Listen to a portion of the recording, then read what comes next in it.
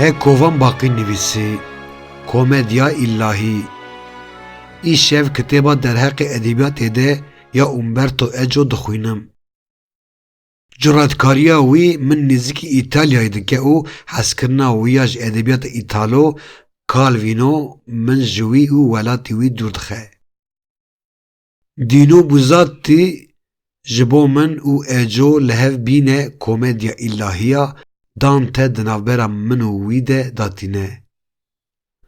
Radihêlim komedya îlahî diavêjim nava Derya çîrokên Buzzatî. Kûçik Masî berê deryayê kitêbê dadiqurtîne.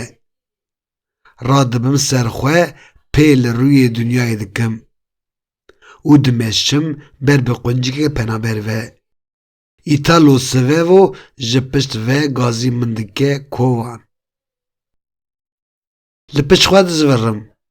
Devê dunyayê laşê Svevo xwariye. Dîsa jî wekî devê dunyayê laşê Svevo nexwaribe dibêjim. Keremke Svevo, sînor di nava zimanê min û te de tune. Svevo di devê dunyayê de dibêje. Hingî tu jî wekî bîro zeno li ser rûyê dunyayê rûniştî. Qûna te jî wekî bîra zeno gemarê bûye. Dibêjim Eco bi şans e, bo hevwelatiyê te ye û tu bêşansî bo tu hevwelatî Ecoyî. Tedî gava netewaya İtalî wekî pîreboka hevserî serê zarokên xwe dixwar.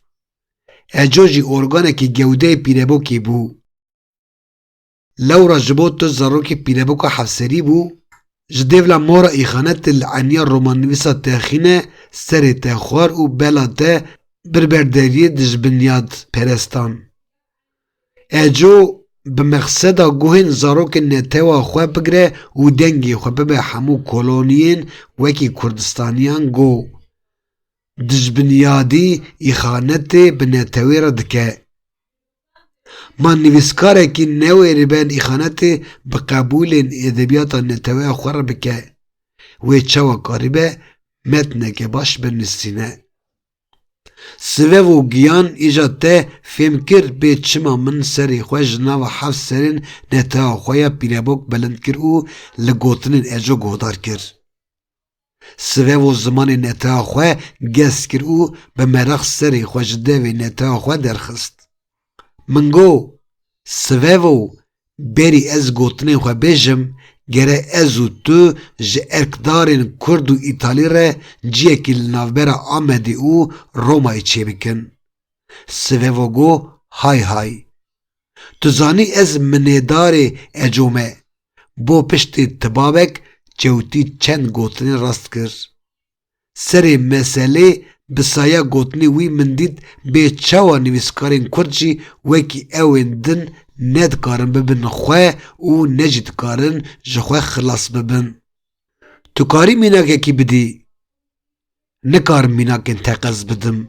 Lê dikarim wekî vehesîn û famkirina xwe qala tibabek pêkerên sersebebê vê rewşê bikim.